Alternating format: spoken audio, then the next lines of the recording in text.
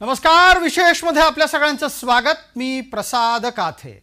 महाराष्ट्रात यंदाच्या विधानसभा निवडणुकांच्या मध्ये दोन हिंदीतल्या घोषणा जास्त लक्षवेधी ठरतायत। या घोषणांमुळे काय झालंय ते तपासायचा प्रयत्न आजच्या विशेष मध्ये। बटेंगे तो कटेंगे आणि एक है तो सेफ है या घोषणा दिल्या गेल्या आहेत आणि त्या सुद्धा महाराष्ट्रात। त्यामुळे अनेकांचे कान उंच झाले आहेत। दोन्ही बाजूंनी मग या घोषणेचा मुद्दा बनवला गेलाय। भारतीय जनता पार्टीच्या आघाडीकडून या घोषणा दिल्या जात असताना आघाडीतल्या सगळ्या घटकांनी किंबहुना भारतीय जनता पार्टीतल्याही सगळ्या घटकांनी या घोषणा पूर्णपणे स्वीकारलेल्या नाहीत। दुसऱ्या बाजूला समाज माध्यमात मात्र या घोषणांच्या निमित्तानं वेगळंच युद्ध पेटलेलं आहे। हे सगळं काय आहे, हे सगळं का घडतंय, त्याचं आज विश्लेषण। बटे थे तो कटे थे।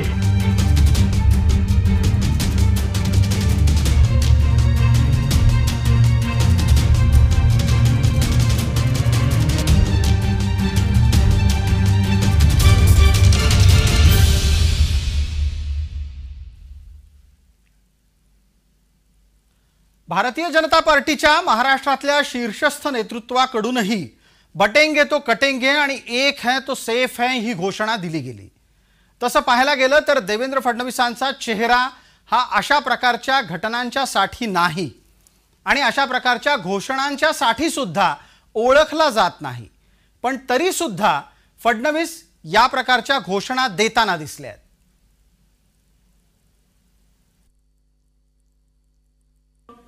यांचा वोट जिहाद 10 लोकसभेच्या मतदारसंघामध्ये आपल्या पराभवाचं कारण राहिला। याचं कारण आपण जागे नव्हतो, आपण एकत्रित नव्हतो आणि म्हणून योगीजींनी आपल्याला सांगितलं बटेंगे तो कटेंगे, बटेंगे तो कटेंगे। आणि आपल्या देशाचे प्रधानमंत्री माननीय मोदीजींनी संदेश दिलाय, एक रहेंगे तो सेफ रहेंगे, एक रहेंगे, एक रहेंगे, एक रहेंगे। आता भगव्याचा एकत्रित हुंकार या ठिकाणी दिसला पाहिजे। छत्रपती संभाजीनगर हे कालही भगवं होतं, आजही भगवा आहे आणि 23 तारखेला हे भगवच असणार आहे, हे दाखवून देण्याची ही निवडणूक आहे। महाराष्ट्रातल्या या विधानसभा निवडणुकांमध्ये ज्या घोषणा दिल्या गेल्या त्या घोषणांच्या मागे काही ना काहीतरी नक्की कारण असल्याशिवाय हे होणार नाही। आणि ते कारण काय तर मुसलमानांचं एकत्रित मतदान कोणत्या मार्गाने पुढे जात आहे ते पाहणं लक्षात घ्यायला लागेल। सज्जाद नोमानी या व्यक्तीकडून जे वक्तव्य झालं त्या वक्तव्याचा संदर्भ आता या घोषणांसाठी दिला जातोय। और अगर महाराष्ट्र में उनको शिकस्त हो गई तो इत्तलात के मुताबिक दिल्ली सरकार भी बहुत दिन तक नहीं ठहर पाएगी।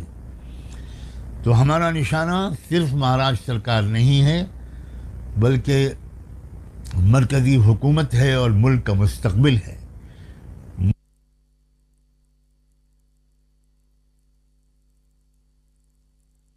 या महाराष्ट्रामध्ये मतांकरता पाय चाटणं चाललेलं आहे आणि आता यांनी वोट जिहादचा नारा दिलाय, वोट जिहाद। मी आपल्याला विनंती करण्याकरता आलो आहे, काय या ठिकाणी हे ऑल इंडिया पर्सनल लॉ बोर्डाचे सज्जद नोमानी म्हणतात, तुम्हाला मला ऐकवायचंय, तुम्हाला मला जागा करायचंय, ही साधी निवडणूक नाहीये। लेकिन मैं इस बात की तरफ भी तवज्जो दिलाना चाहता हूं कि महाराष्ट्र के इलेक्शन ने ऐसी अहमियत हासिल कर ली है कि अगर यहां वो जीत गए हरियाणा की जीत के बाद, तो उसके बाद उनके हौसले बहुत बुलंद हो जाएंगे और फिर दिल्ली सरकार वो नए हौसलों के साथ दस्तूर की तब्दीली जैसे अपने नापाक इरादों की तरफ आगे बढ़ेगी। और अगर महाराष्ट्र में उनको शिकस्त हो गई तो इत्तलात के मुताबिक दिल्ली सरकार भी बहुत दिन तक नहीं ठहर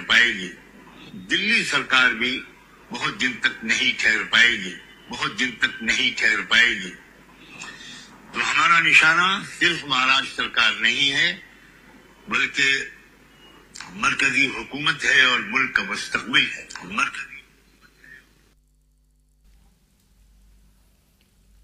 एका बाजूला या पद्धतीची घोषणाबाजी आणि वक्तव्य होत असताना समाज माध्यमात त्याच्या विविध प्रकारच्या प्रतिक्रिया उमटतात।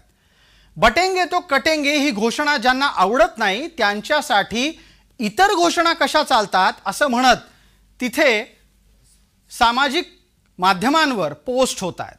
त्यात एक जी लक्षवेधी पोस्ट झाली आहे ती आपल्या समोर आहे। सर तन से जुदा या घोषणेवर ते एकदम चिडीचूप राहतात। बटेंगे तो कटेंगे हे ऐकलं की मात्र त्यांना राग येतो, अशा प्रकारचं हे वक्तव्य आहे।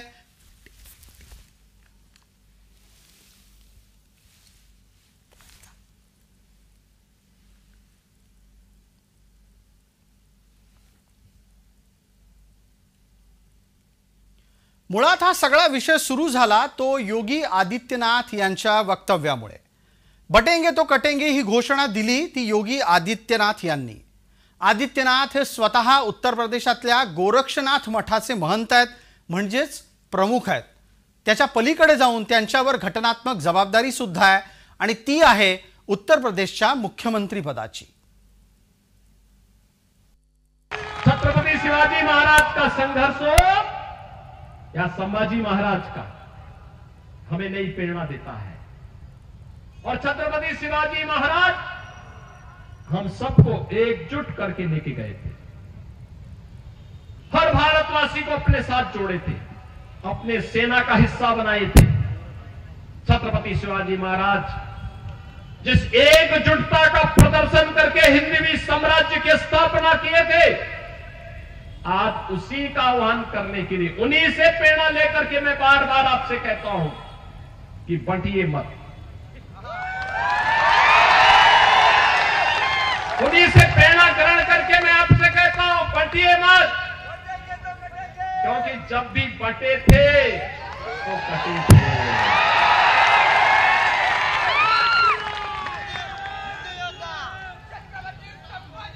एक है तो नेक है, एक है तो सेफ है, और बटे थे तो कटे थे। हमें बटना नहीं है, एकजुट होना है। बटेंगे तो कटेंगे ही घोषणा तुम्ही जेव्हा ऐकता तेव्हा तुम्हाला काही आठवतंय का? बटेंगे तो कटेंगे ही घोषणा ऐकायला तुम्हाला बचेंगे तो और भी लढेंगे या घोषणेच्या जवळ जाणारी आहे। इतिहासातला हा किस्सा आहे आणि तो सत्य सुद्धा आहे। दत्ताजी शिंदे यांच्या ऐतिहासिक घोषणेची आठवण ही या निमित्तानं होती आहे। दत्ताजी तेव्हा अहमदशाह अब्दालीच्या सैन्याच्या विरोधात पानिपतात लढताना म्हणाले होते बचेंगे तो और भी लढेंगे। त्याचं झालं असं की मराठ्यांच्या इतिहासात जे शौर्याचे आणि तितकेच हृदयद्रावक प्रसंग आहेत त्यातलाच हा एक पानिपतावरचा हा प्रसंग आहे। नरवीर दत्ताजी यांच्या आयुष्यातला हा प्रसंग। शिंदे घराण्यामध्ये दत्ताजी, जनकोजी, जयाप्पा, महादजी शिंदे यांच्यासारखे एकापेक्षा एक शूरवीर मराठे झाले।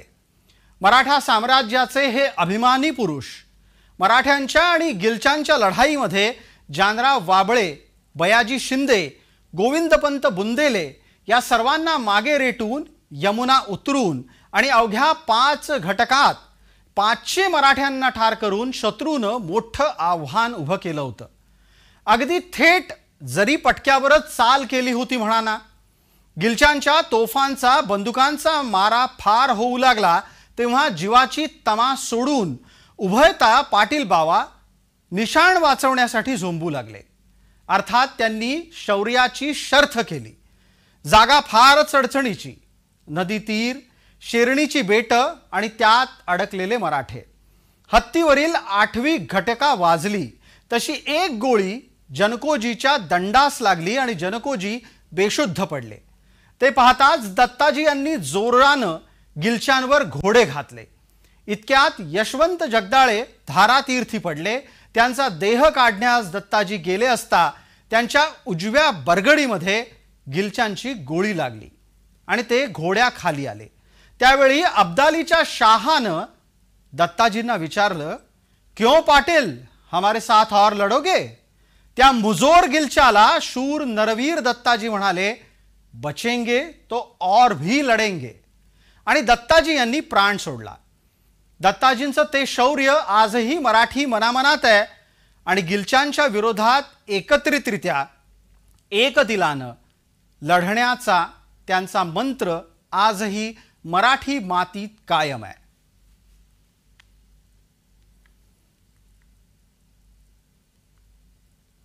दरम्यान योगी आदित्यनाथ यांच्या या घोषणेला एक पाऊल पुढे नेलंय ते पंतप्रधान नरेंद्र मोदी यांनी. नरेंद्र मोदी यांनी बटेंगे तो कटेंगे असं थेट म्हणायच्या ऐवजी एक है तो सेफ है असा नारा दिलाय. कांग्रेस के शहजादे देश की जनता की आंख में धूल झोंक रहे हैं. उनका मकसद यही है और इसलिए मैं देशवासियों को कहता हूं, समाज को तोड़ने वाली इनकी प्रवृत्तियों से सावधान रहना है. हम एक रहेंगे तो सेफ रहेंगे.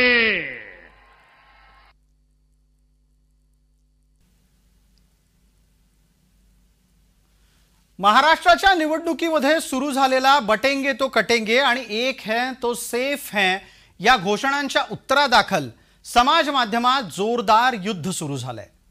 तिथं एकावर एक पोस्ट पडतायत. एकीकडे भाजपाच्या पोस्ट आहेत तर दुसऱ्या बाजूला महाविकास आघाडीच्या समाज माध्यमातल्या पोस्ट. त्याचं एक उदाहरण आपल्या डोळ्यासमोर आहे. एका बाजूला जेव्हा भाजप एक है तो सेफ है म्हणतं तेव्हा दुसऱ्या बाजूला महाविकास आघाडीच्याकडून हम सब एक हैं, भाजपा फेक हैं अशा प्रकारची प्रतिक्रिया दिली जाते.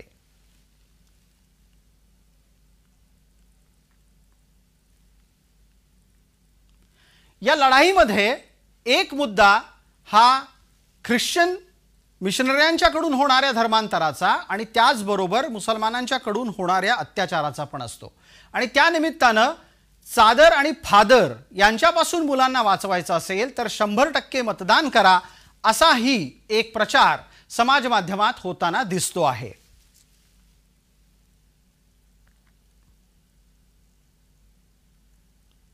दरम्यान हा सगळा प्रचार महाविकास आघाडीकडूनच होतोय अशातला भाग नाही, तर भारतीय जनता पार्टीच्या आघाडीमध्ये सुद्धा या प्रचाराचा संपूर्णपणे स्वीकार झालाय असं दिसत नाहीये. अजित पवार यांनी तर खुलेआम कटेंगे तो बटेंगे अशा प्रकारची घोषणा योग्य नसल्याचं म्हटलं आणि बटेंगे तो कटेंगेला विरोध हा अजित पवारांच्या पाठोपाठ पंकजा मुंडे यांच्याकडूनही झाला. मी भाषणात जे बोलत आहे ते तुम्ही बघा आणि प्रिंट मीडियामध्ये कुठली बातमी आली त्याच्यावर मी उत्तर देणार नाही म्हणजे नाही. कारण मी जे बोलले ते तुमच्या डोळ्यासमोर आहे. मी बोलले का कुठे काही? आता त्यांनी प्रत्येकाने काय केलंय त्याच्यावर मला आता कुठलंही भाष्य करायचं नाही. आणि माझा मुद्दा विकासाचा आहे, त्याच्यापासून हटवणं किंवा पंकजा मुंडेंच्या सभा आहेत त्या सभा एवढ्या होत आहेत त्याच्यामध्ये उगीच डायव्हर्ट करण्याचा हा प्रकार आहे. एका बाजूला ही भूमिका आहे तर दुसऱ्या बाजूला ज्या पद्धतीच्या घोषणा दिल्या जात आहेत त्याच्या विरोधातली समाज माध्यमातली आणखीन एक प्रतिक्रिया पाहणार आहोत. आणि या निमित्तानं समाज माध्यमातल्या या प्रतिक्रिया जनतेपर्यंत काय भूमिका पोहोचवतायत, कोणत्या आधारावर भूमिका पोहोचवतायत तेही आपण पाहणार आहोत. ते पोस्टर आता आपल्या समोर येणार आहे. यात लिहिलं गेलेलं आहे की बटेंगे तो अदानी और अंबानी का कर्ज माफ होता रहेगा, एक होंगे तो किसानों का कर्ज माफ होगा. अशा प्रकारे बटेंगे तो कटेंगे घोषणेला आणि त्यातल्या अपेक्षित प्रतिसादाला प्रतिवाद सुद्धा केला गेलाय.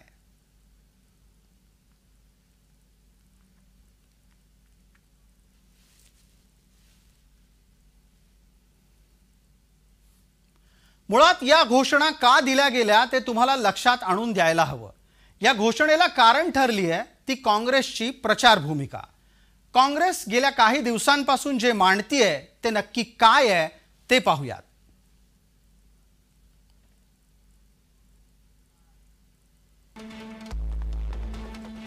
काँग्रेसचं म्हणणं आहे की देशात जात गणना व्हायला हवी. जात गणनेच्या आधारावर आरक्षणाची वाटणी व्हायला हवी. आरक्षणाची मर्यादा वाढवायला हवी.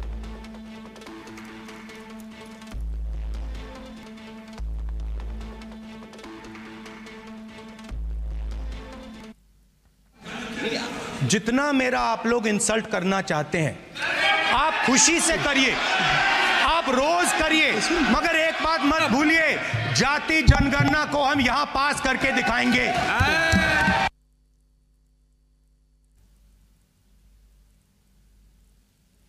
तुम्हाला लक्षात यायला हवं की या निमित्तानं जात चर्चेत आली आहे आणि आरक्षण सुद्धा पुन्हा एकदा चर्चेत आणलं गेलेलं आहे.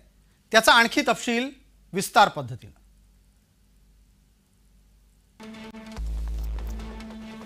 भारतात हिंदू समाजातील वर्णव्यवस्थेच्या आधारावर दलितांसाठी आरक्षण रचना स्वीकारली गेली. या टप्प्याटप्प्यानं नवबौद्ध आणि इतर मागास तसंच मुसलमानांमधल्या काही जाती समाविष्ट झाल्या. आरक्षणाच्या रचनेमुळे मागास समाजाची शिक्षण, रोजगार यात प्रगती झाली. शिक्षण आणि रोजगारातील प्रगतीमुळे दलित समाजात आर्थिक संपन्नता आली.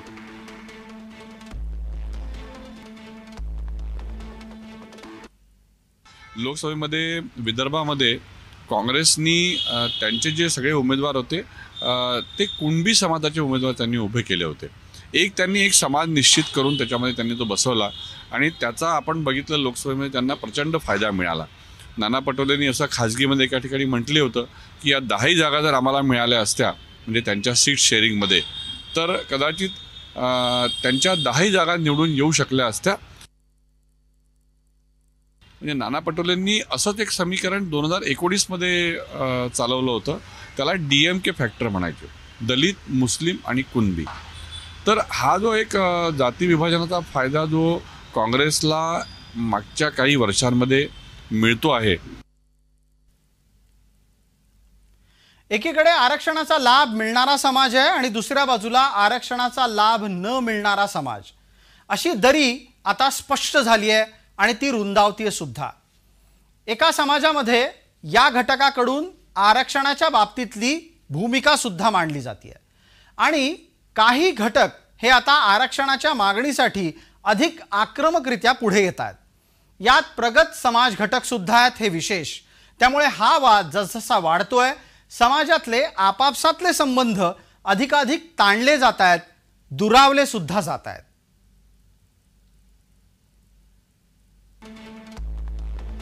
भारतामध्ये आरक्षण 50% पुढे जाऊ नये असं सर्वोच्च न्यायालयाचं म्हणणं आहे. सध्याचं आरक्षण आणि त्या संदर्भातला तपशील आपल्या समोर आहे. देशभरामध्ये रोजगार आणि शिक्षणात अनुसूचित जातींना 15%, अनुसूचित जमातींना 7.5%, इतर मागास प्रवर्गाला 27%, असं एकूण 49.5% आरक्षण सध्या भारतात आहे.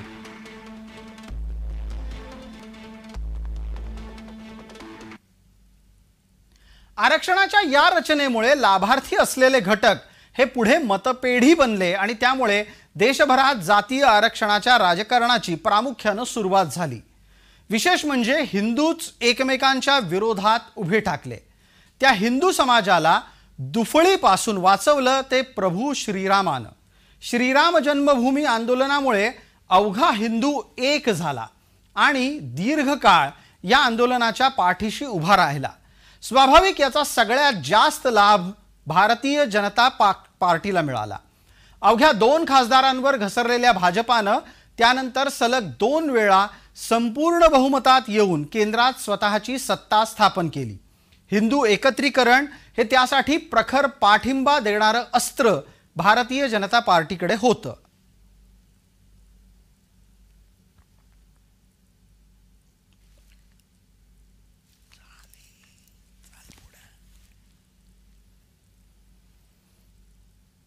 हिंदू एकत्रीकरणाचा लाभार्थी जसा भाजपा ठरला तशी काँग्रेस नुकसानीत गेली।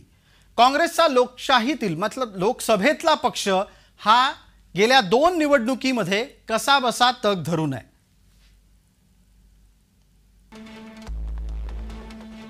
यंदाच्या म्हणजे 2024च्या निवडणुकीत काँग्रेस आघाडीला संजीवनी मिळाली, ती उत्तर प्रदेशात। राम मंदिर बांधूनही तिथं भाजपाला चकवा दिला गेला। समाजवादी पक्षानं 62 जागा लढवल्या आणि 37 खासदार निवडून आणले। काँग्रेस आघाडीला यामुळे 2024च्या निवडणुकीत संजीवनी मिळाली। आपण तपशील पाहिलाय। समाजवादी पक्षानं 62 जागा जिंकून 37 खासदार निवडून आणले। काँग्रेसला उत्तर प्रदेशात 17 जागा लढवत 7 खासदार जिंकता आले। हे इतकं यश गेल्या काही काळात काँग्रेसला उत्तर प्रदेशात मिळालेलं नव्हतं। त्यामुळे काँग्रेसला लक्षात आलं की जर भारताच्या राजकारणात टिकायचं असेल तर हिंदू विभागता आला पाहिजे।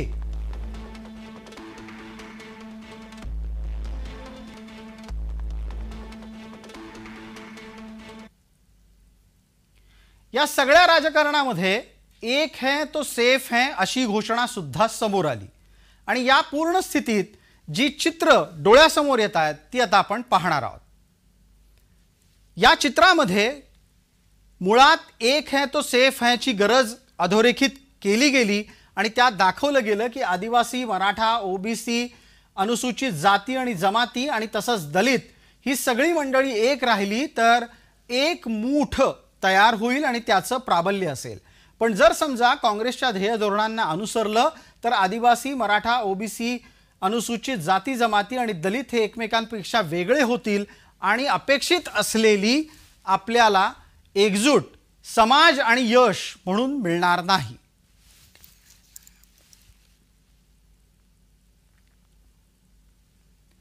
देशात मोदी विरोधाला फोडणी दिली गेली ती मुसलमान एकत्रीकरणामुळे। लोकसभेच्या 2024च्या निवडणुकीमध्ये देशभरात मुसलमान काँग्रेसच्या सोबत गेला आणि त्याचा फटका बसून भारतीय जनता पार्टी अवघ्या 240 खासदारांवर घसरली। भाजपाला 63 जागांचं नुकसान झालं आणि मोदींच्या करिश्म्याला धक्का बसला। हरियाणात काँग्रेसच्या यशाचं अर्थात त्यांच्या रथाचं चाक रुतलं ते जातीय राजकारणामध्ये। इतर मागास समाज आणि दलित काँग्रेसपासून दुरावले गेले आणि ऐतिहासिक कामगिरी करत हरियाणामध्ये भारतीय जनता पार्टीनं तिसऱ्यांदा सत्ता स्थापन केली। भारतीय जनता पार्टीला 39.94% इतकी मतं मिळाली तर काँग्रेस आघाडीनं 39.34% इतकी मतं मिळवली। काँग्रेस आघाडीला 9 जागांनी पराभूत करत भाजपानं हरियाणाची सत्ता तिसऱ्यांदा राखली।